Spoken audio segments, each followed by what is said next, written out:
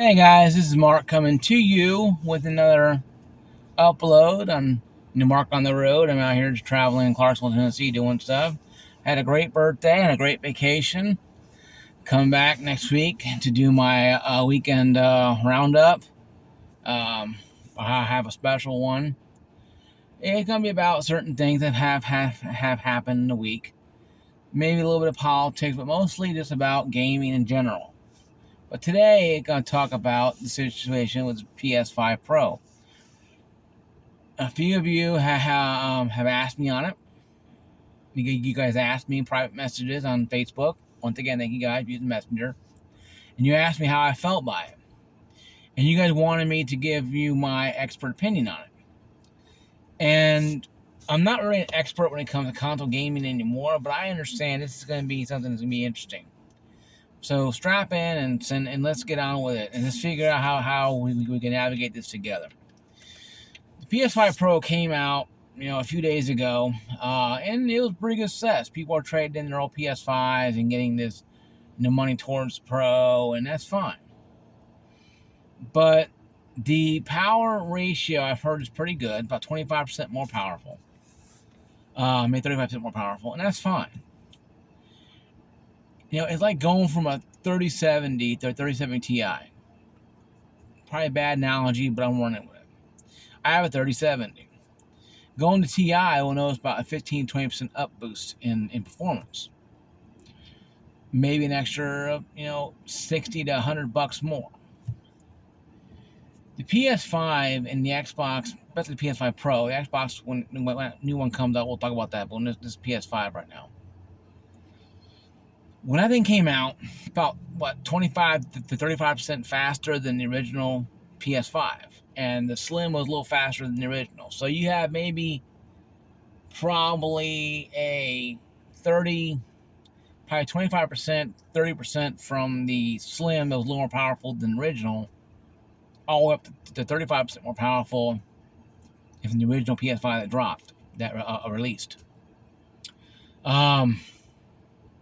I think it's a good deal if you don't have a PS5. If you have a PS5, and says they bought day one, you probably get maybe $80 or $100 for it if you're lucky at GameStop. Now they give them a good day when they're slow. They might work with you on getting maybe to $100 maybe, or you might get $120 for it. You still got to pay like $5.99, whatever it is, how thing costs now. $500 plus $80 for the Blu-ray attachment. Not including the stand. So that's about an extra $100 there. So if you're going to trade in your PS5 original, fine. Your Slim, why did you buy it in the first place? Because Slim came out relatively quickly compared to the original PS5. And if you look at the PS5 and Pro, yes, PS5 Pro is a lot more faster than most gaming rigs. But you gotta understand, though, that's just raw hardware. That's not gaming hardware. You gotta understand, game consoles look beefier, but when you get the games behind them, more going back to the Xbox. The Xbox is a weird cat anyway. The Xbox has crap all have games on everything. TVs, TVs, appliances, your little tablet. And you can play games anywhere practically on Xbox. So it's kind of a pass right there. But the PlayStation, didn't have that problem. They don't have PlayStation everywhere. They don't got it on shower displays and refrigerator displays and TVs and tablets. So you have to go to PlayStation to get the PlayStation games, or go to PC. And I think what they should do is corner market more, release PS5 Pro, then turn around and put the apps on PC. PlayStation, Sony app on PC. People hook into it. They can download PlayStation Network app on PC, and they can play the games on PC. And that'll be a lot more people playing, but also give people a chance. My gaming rig is kind of slow. When I got extra $500, I can go buy a PlayStation 5 Pro, or whatever how much it costs. Example. I don't need the disk drive because I know I'm digital anyway, so I'll go ahead and save that $80 and put it towards a better SSD or some more games or whatever. And that will be probably the best scenario I can think of. Because right now, the PS5 Pro to me is kind of an enigma. It's good to have, it's powerful, but if you already have PS5 or Slim, you already have the best of gaming right now. You gotta understand, the PS5 Pro is fast. But again, if you put it toward a 3070, you'll probably find out PS5 Pro will probably come up a little bit short. Because you're going against a graphics card that didn't have to worry about other crap. All it has to worry about is just play. It's just take the games, put it in a buffer, send it to the monitor choice, 1080p, 2K, and certain monitor specs here, kind of thing. And that's fine, not a big deal. But with PS5, they have to worry about the operating system and the updates and the games and the apps and other stuff like that.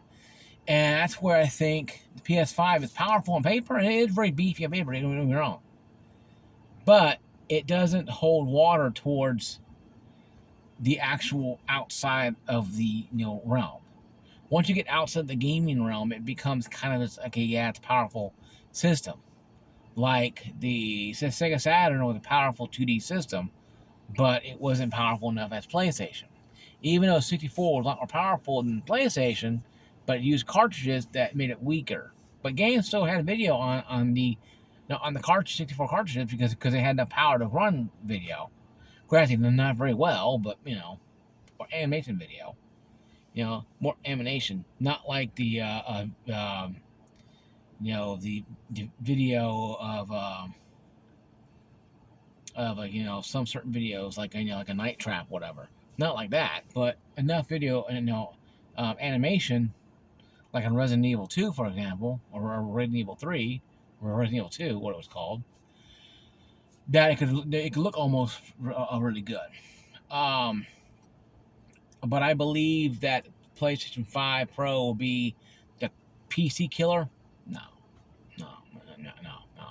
There's no snowball chance in hell that's gonna happen.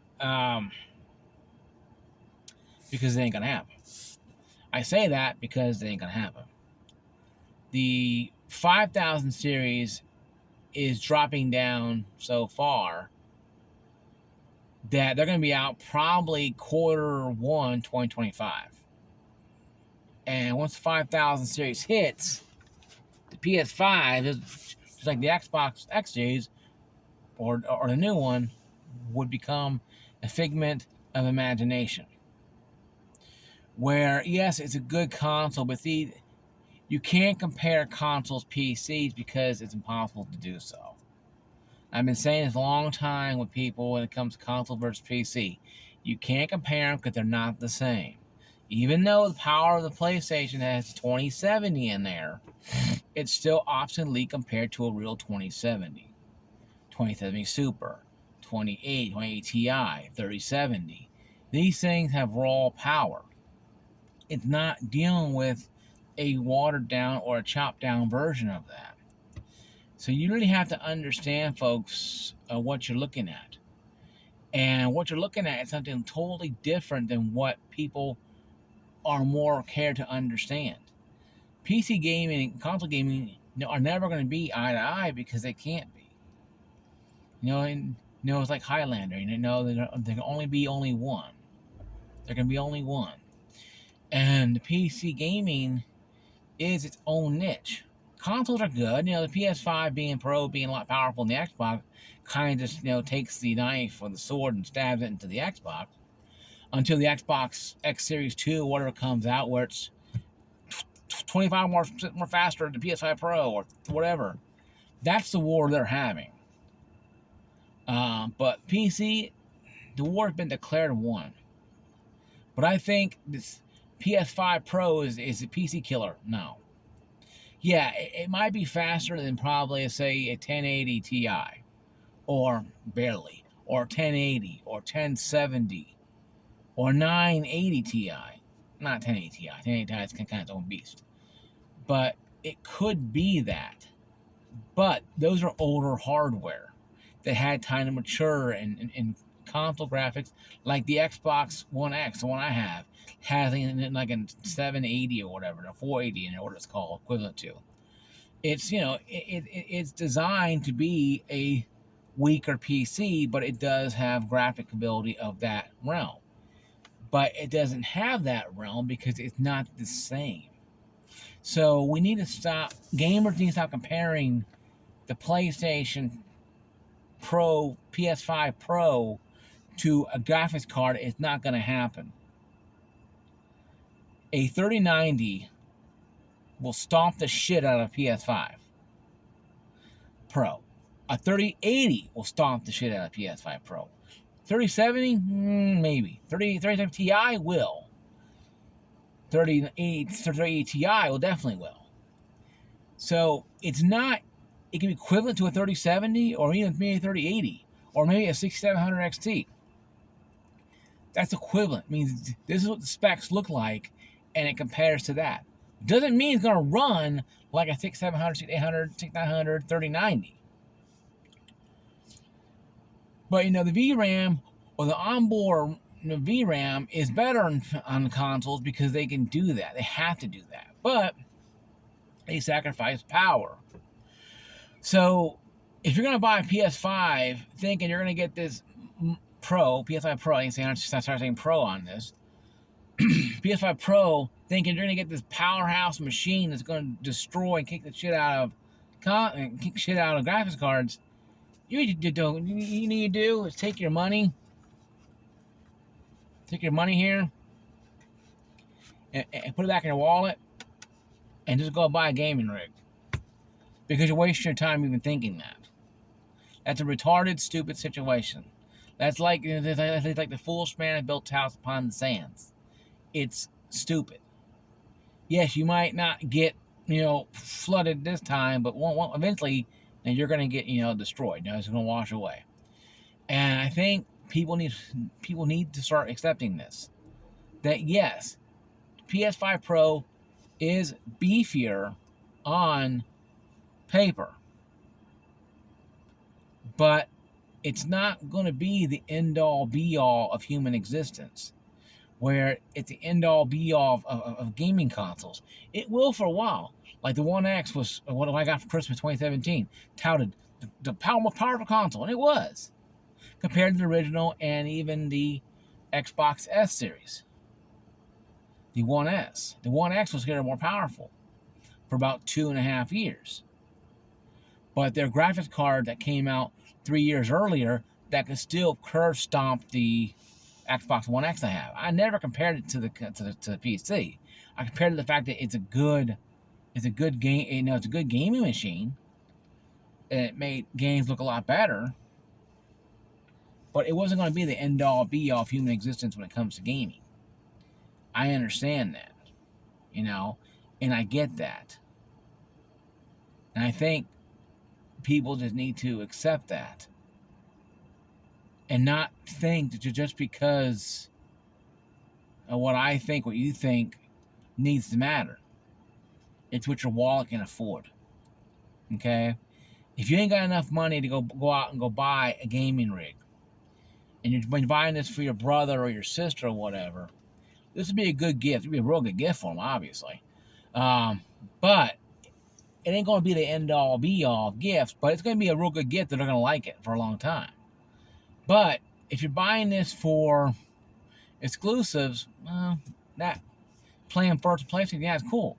But if you got a gaming rig that can hold a lot of games, play a lot of games, like 37 is still relevant, then I wouldn't worry about it.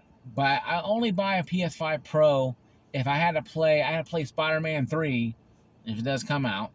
I got to play first on PlayStation. I got to play first right now. Spider-Man 2 is coming out, I think, this year or next year on PC. So why am I going to run out and go buy a PlayStation 4? I have a Switch I play, but that's a whole different beast, and everybody knows that. But I think people just need to start accepting the fact that the gamer world is kind of confusing. If you don't pay attention to it, you're going to get lost in it. I think it's time for a lot of people to realize the PS5 Pro is not going to be the end-all be-all. The Xbox 2 Series Plus 1, we want to call it, thing coming out soon, will be out eventually. And once it comes out, it'll be touted as the next big thing. And ooh and ah, if you're taking, ooh and ah. But it won't be very long. Then the 5,000 series we can roll out. So it was just, okay, guys, and smack those away. The adults are back in the room now. And that's how it is, folks. I mean, I have a lot of friends who play on consoles more than PC because they afford a PC more. They can afford a PC, they just choose to play consoles. And they're slowly getting to the PC, a perspective. Because they're buying consoles every 2 years, seems like now. Or every 4 years now. But if you're on the fence with buying a PS5 Pro, consider the cost to performance, okay? I'll consider how long you're going to play this thing, how many games you're going to get for it. You got to buy an add-on attachment for of a disk drive. You got to buy the add-on attachment for the stand. You probably got to buy another SSD, or maybe the one you have in PS5 will work. If you don't have PS5, then you got to buy an SSD. You have to have another one. I think it has a better SSD than the first one did, I do believe. And if you can max out SSD, say 2 terabytes, that's good enough for some of the games you're gonna play. But if you really have to have one, Black Friday, probably too early for Black Friday, but you never know. Check up online, check up on PlayStation.com. If you really have to have one, it's like Mark, I have to have a PS5 Pro. Hey, fair enough, I understand it. But if you want to have it, if you don't mind waiting around for it, then wait a couple months. No, build up some more money. But if you want a PC, you can buy a game rig for $1,000 and has a 3060, 3070, a 4080, 4070, pre-built. You could buy to do the exact same thing as PS5 Pro would do. So I mean, it's really just up to you. If you have to have it right now and you don't have enough money to buy a pre-built gaming rig and your friends playing PlayStation, hey, fair enough, I understand it.